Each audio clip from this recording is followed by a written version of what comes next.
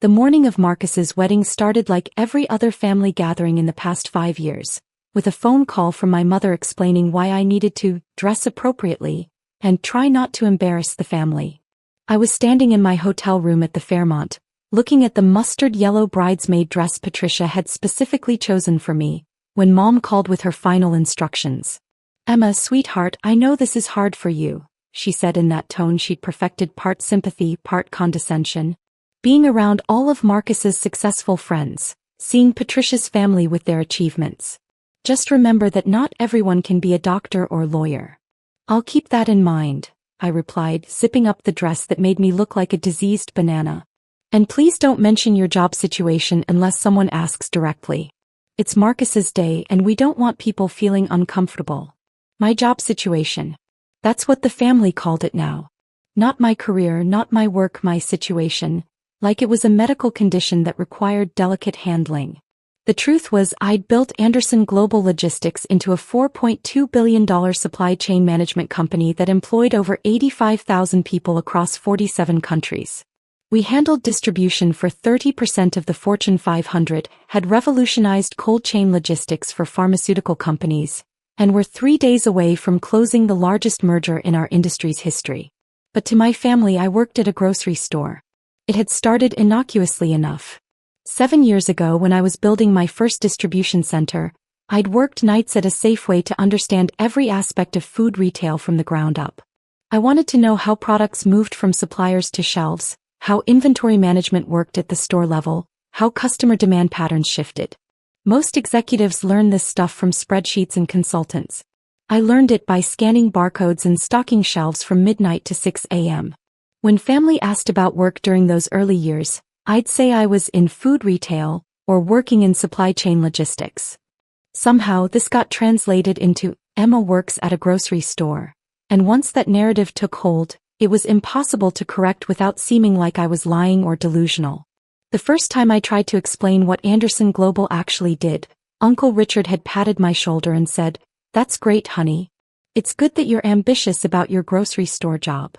When I mentioned hiring my first 100 employees, Aunt Susan had nodded supportively and said, "Oh, are you managing a department now? That's wonderful progress." Eventually I stopped trying to correct them. It was easier to let them think what they wanted than to deal with their skepticism. And honestly, part of me was curious to see how long they could maintain their delusions about my life. The answer apparently was indefinitely. The rehearsal dinner the night before had been particularly brutal. Patricia's family were genuine achievers. Her father had built a successful construction company. Her brother had just sold his tech startup for $50 million. Her mother was a federal judge. They were warm, accomplished people who clearly expected Marcus's family to be equally impressive. "So Emma," Patricia's brother Jason had asked during cocktails, "Marcus mentioned you work in food service. Are you planning to open your own restaurant?" Before I could answer, Marcus jumped in. "Oh no, Emma's not the entrepreneur type. She works at a grocery store. It's honest work though." The slight pause in conversation was painful. Jason recovered quickly. He was too polite to show his surprise, but I saw Patricia's parents exchange a glance. They were clearly wondering how a family that included doctors, lawyers, and successful business owners had produced someone whose biggest achievement was apparently avoiding unemployment. "Food retail is fascinating," I'd said simply. "The logistics alone are incredibly complex." "I'm sure," Patricia's father had replied kindly, then immediately changed the subject to Marcus's law practice. Later that evening, I'd overheard Patricia's mother talking to my mother by the hotel bar. "Patricia mentioned Emma might be a godmother to their children someday," she'd said carefully. "Oh, Emma would love that," Mom had replied. "She's wonderful with kids. Of course, she's not in a position to be much of a financial influence, but she's very loving." Financial influence? Well, she's still finding her way professionally. We help her out when we can. Family takes care of family. But your grandchildren will have plenty of successful role models without needing to worry about Emma's situation. I'd left the bar after that and spent the rest of the evening in my room, reviewing acquisition reports and trying to remember why I'd thought attending this wedding was a good idea. The morning of the ceremony brought fresh humiliations. During hair and makeup, the other bridesmaids, Patricia's sister and 2 college friends, were discussing their careers. One was a pediatric surgeon, another was launching her second startup, the third was a partner at a consulting firm. And Emma works in grocery, Patricia had explained when they asked about me. She's been doing that for years now. Oh, the surgeon had said politely. That must be stable work. Very stable, I'd agreed, not mentioning that Anderson Global's stability came from having exclusive contracts with every major food retailer in North America. The conversation had moved on to their vacation plans. Someone's family had a house in the Hamptons, another was planning a month in Europe. When they'd asked about my travel plans, I'd simply said I didn't have any scheduled, rather than explain that I'd be in Singapore next week finalizing a $1.8 billion merger, followed by board meetings in London and a factory opening in Bavaria. The wedding ceremony itself was beautiful. Patricia looked radiant in her grandmother's lace dress, and Marcus seemed genuinely happy. I stood at the altar holding the bridal bouquet, trying to focus on their joy instead of the whispered comments from various relatives about my appearance. Poor Emma, I'd heard Aunt Susan tell someone behind me. That color is so unflattering on her. Patricia should have chosen something more appropriate for her complexion. The dress isn't the problem, someone else had whispered back. It's the stress. Financial pressure ages you. I'd maintained my smile throughout the ceremony, even when the photographer had positioned me slightly behind the other bridesmaids for the formal photos.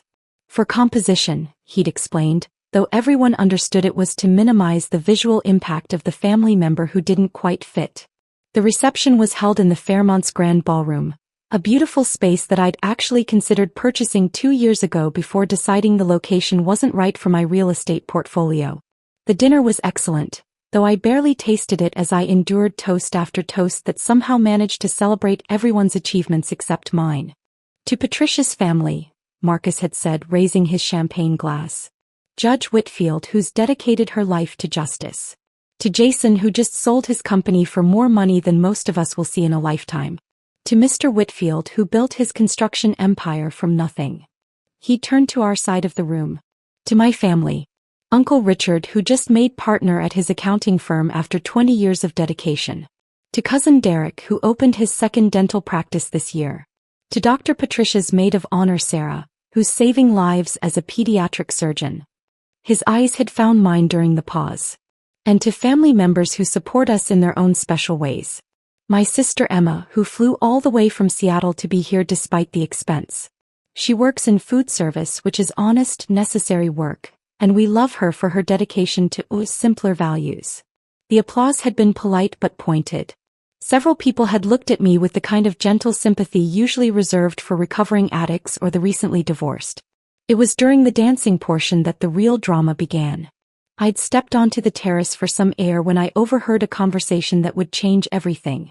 Patricia's mother was speaking with Marcus near the bar, her voice sharp with concern.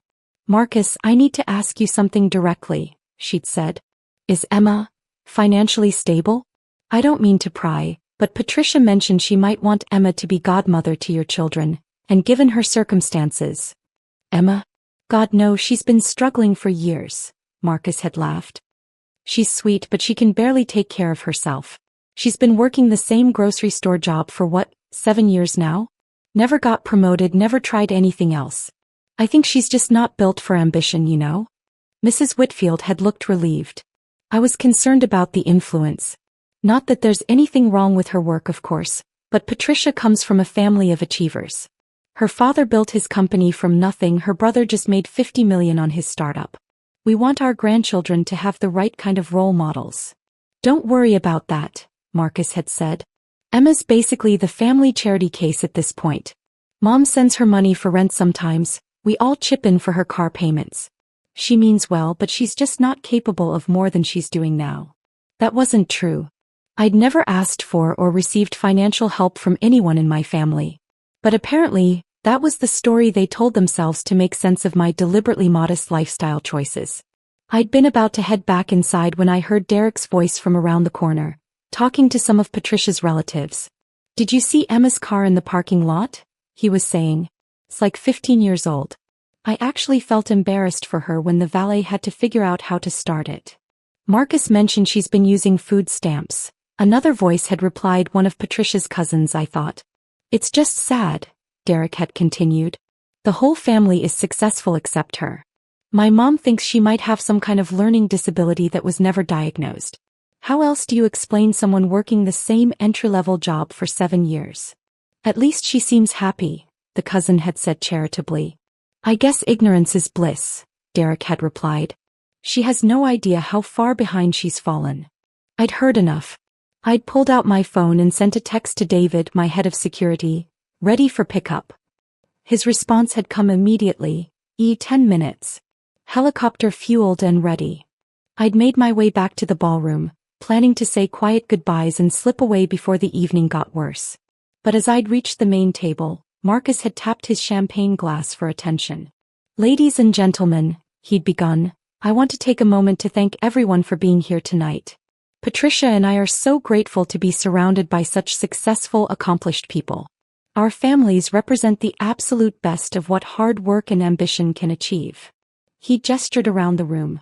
We have entrepreneurs who've built million-dollar companies, doctors saving lives, lawyers fighting for justice, executives running major corporations.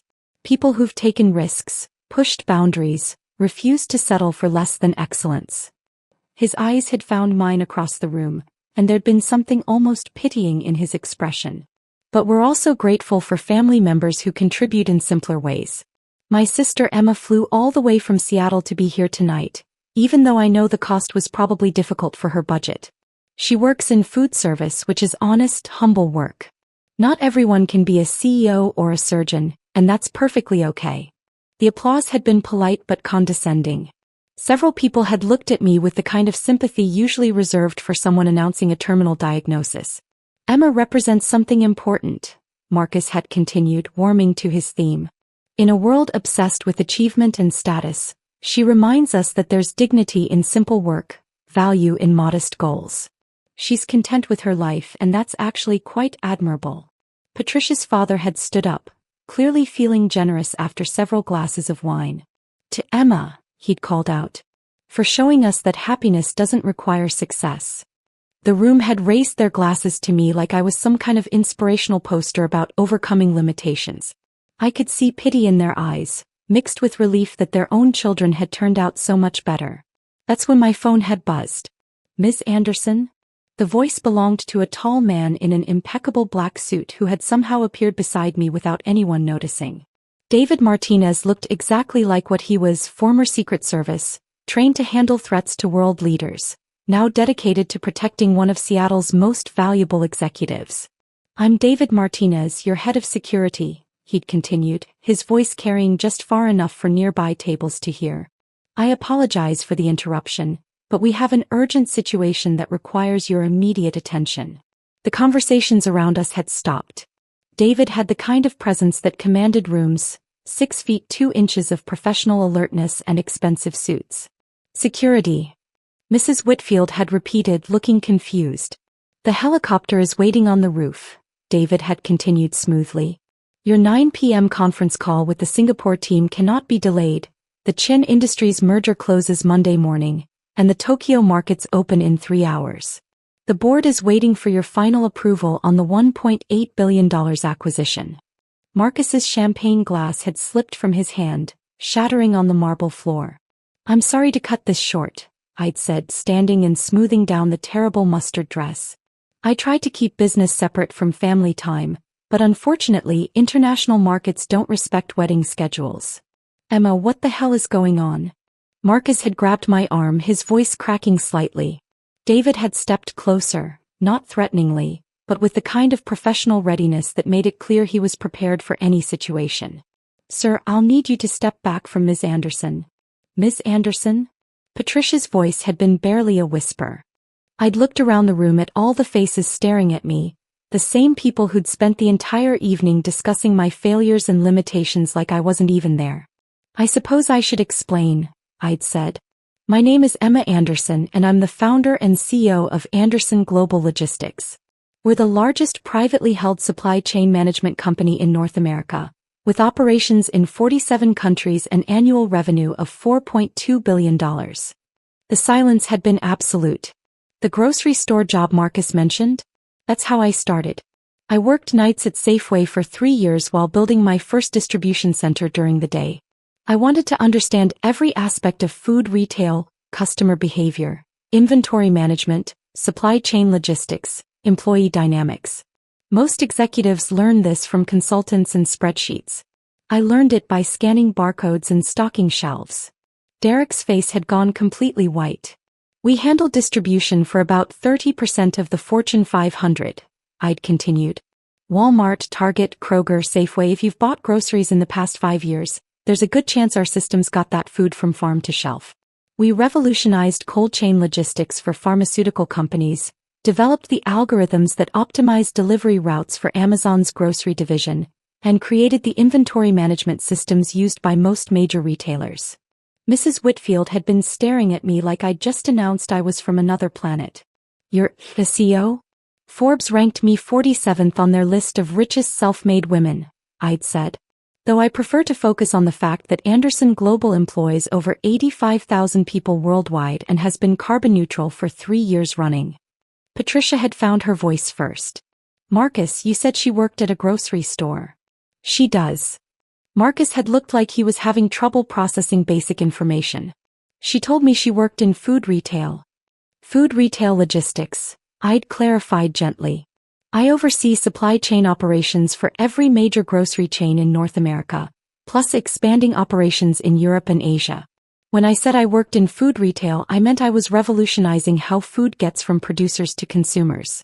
Uncle Richard had been staring at his bourbon like it might provide answers. The resume help I offered was very thoughtful, I'd said. Though my current position is working out well. David had checked his watch. Ms. Anderson, we really do need to leave. The Singapore call is critical, Chin Industries won't wait, and if we miss this window the merger could collapse. That's 18,000 jobs hanging in the balance. Of course. I turned to Marcus and Patricia. Congratulations again on your wedding. It was beautiful and I wish you both every happiness. Wait, Marcus had grabbed my arm again, then immediately let go when David had shifted his weight. Emma, I don't understand. Why didn't you tell us? Why let us think? Tell you what? That I was successful? Would it have mattered? Of course it would have mattered. Really? Because based on what I overheard tonight, you all seemed pretty comfortable with your version of who I was. The family charity case. The one who needed financial help. The learning disabled sister who was too limited for real achievement. We never said you were learning disabled, Derek had protested weakly. You literally said that 20 minutes ago on the terrace, I'd replied. Along with speculating about my food stamp usage and expressing embarrassment about my car. Patricia's father had still been staring at me in shock. You actually run $1 billion company? She's on the Forbes list, someone had whispered from the back of the room. I turned to see one of the younger cousins holding up her phone. Emma Anderson, CEO of Anderson Global Logistics. Net worth estimated at $2.3 billion. The murmur that had gone through the room was like watching dominoes fall. This doesn't make sense, Aunt Susan had said, her voice almost accusatory. If you're so wealthy, why do you dress so modestly? Why do you drive an old car? Why live like a normal person? Because money isn't the most important thing in life, I'd said. I thought family was. I thought showing up for people you love mattered more than showing off your net worth. I thought being humble about success was a virtue.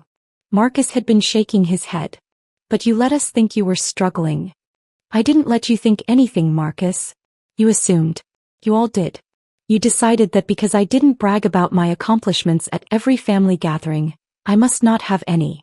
You created an entire narrative about my life, complete with financial problems I don't have and limitations I've never shown, without ever asking me a single direct question about what I actually do for work. But you said you worked in food retail, Patricia had protested. I said I worked in food retail logistics. When I mentioned supply chain management, you nodded politely and changed the subject. When I talked about hiring employees, you assumed I meant I was managing a grocery store department. When I said I traveled for business, you figured I meant training sessions at other locations. The room had been completely silent now, everyone processing the magnitude of their assumptions. You know what's funny? I'd continued. 3 years ago when I missed Christmas, you all decided it was because I couldn't afford the plane ticket. The truth is I was in Tokyo, personally negotiating a contract that brought 2,000 manufacturing jobs back to the United States. Last year, when I couldn't make Derek's wedding, you assumed I was working extra shifts to make rent. Actually, I was in Germany opening our newest facility that now employs 1,500 people. Derek had looked like he might be sick. Ms. Anderson, David had interrupted gently. The helicopter. I'd nodded. I really do have to go. Singapore doesn't wait, and there are a lot of people depending on this deal closing successfully. As I'd moved toward the exit, the room had parted around me like I was visiting royalty. The same people who'd been pitying me 5 minutes ago were now staring with a mixture of awe, confusion, and what I was pretty sure was embarrassment. At the door I turned back one last time. For what it's worth, Marcus, I hope you and Patricia are very happy together. Marriage should be about loving someone as they are, not as you assume they should be. Maybe that's something worth remembering. The elevator ride to the roof had been silent except for the soft jazz playing through the speakers. David had held the door for me as we stepped onto the hotel's helipad, where my pilot was waiting with the rotors already spinning. How was the wedding, ma'am? David had asked as he'd helped me into the helicopter, having to raise his voice over the noise. Educational, I'd replied, buckling my seatbelt and putting on the headset. As we'd lifted off, I could see people gathered on the hotel's lower terraces, looking up at the helicopter with obvious confusion. My phone was already buzzing with calls and texts. Marcus, Derek, Aunt Susan, numbers I didn't recognize. I'd turned off the phone and looked out at the city lights below. Tomorrow I'd be back to managing supply chains and board meetings and the 1,000 small decisions that kept a global company running smoothly. Tonight had been a reminder of why I kept those worlds separate. But maybe it was time to stop hiding who I'd become. Maybe the people who truly mattered would love me anyway, and the ones who didn't, well, perhaps their approval wasn't worth having after all. Singapore, ma'am? The pilot had asked through the headset. Actually, I'd said, let's make a quick stop at the office first. I want to change out of this dress. It's terrible, and I have a feeling the Singapore meeting is going to be photographed. David had smiled. Yes, ma'am. I did mention that mustard yellow wasn't your color. As Seattle's skyline had grown larger ahead of us, I'd found myself actually smiling. Tomorrow's business news would probably mention Anderson Global's CEO making an unexpected helicopter exit from a family wedding. My PR team would field the inevitable inquiries about whether there was drama behind the departure. But tonight, for the first time in years, I felt completely free to be exactly who I was, successful, accomplished, and no longer willing to hide it to make other people comfortable with their assumptions. The funny thing was, I'd spent so much energy trying to be humble that I'd forgotten there was a difference between humility and invisibility. Maybe it was time to let the world, including my family, see what I'd actually built. After all, Anderson Global Logistics hadn't revolutionized supply chain management by staying quiet and hoping people would notice.